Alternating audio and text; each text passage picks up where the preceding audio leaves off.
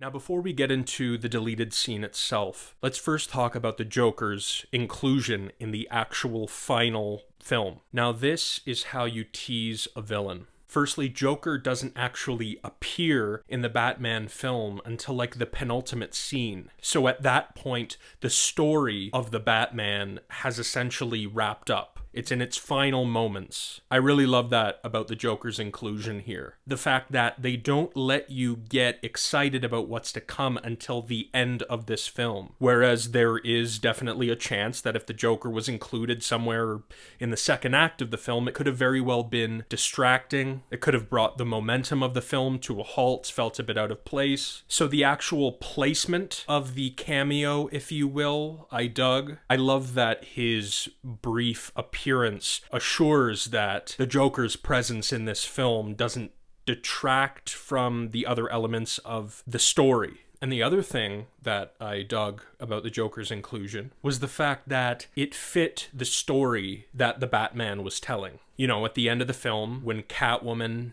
is about to leave Gotham, she says to Bruce, you know it's only going to get worse, right? Like, essentially, Gotham is up for grabs. Obviously, Joker definitely falls into the category of it's gonna get worse.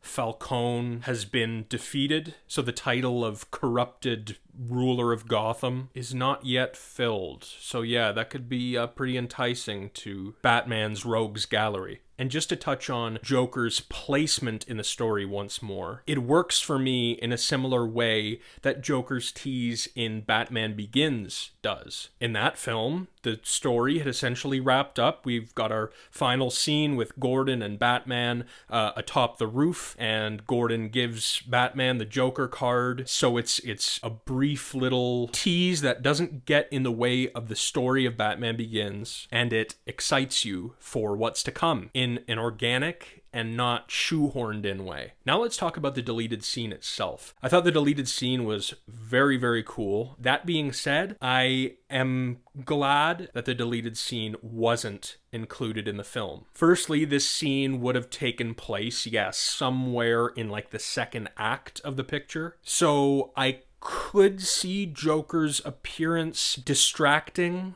from the film, distracting from the villains that are extremely pertinent to this particular story. I mean, he is the biggest villain ever, so. Also, if you look at the content on paper, what Batman and Joker are actually discussing, it's information that we already know. Like, we're not being given any revealing news. And given the fact that what Joker is primarily discussing in regards to corrupt politicians and talking about how Batman is similar to the Riddler and such. Given the fact that we already have those moments at various parts in the film, lets me know that there could have been a chance that the momentum could have maybe gotten a bit janky there. Again, this is obviously just speculation, so this is just how it could have potentially felt, for me anyway. I did love seeing, though, a little insight into what we could be getting down the line from Barry Keoghan's Joker,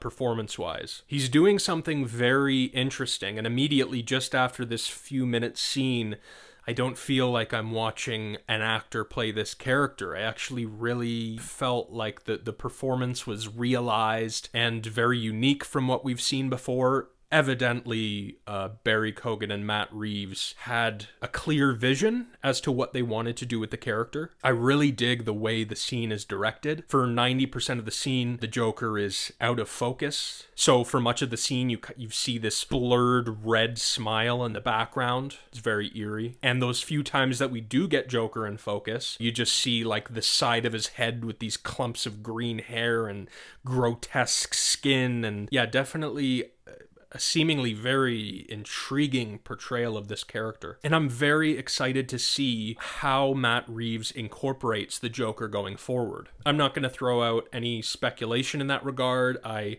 very much trust Matt Reeves with this world and these characters. So I can't wait to see what the future brings for Barry Keoghan's Joker.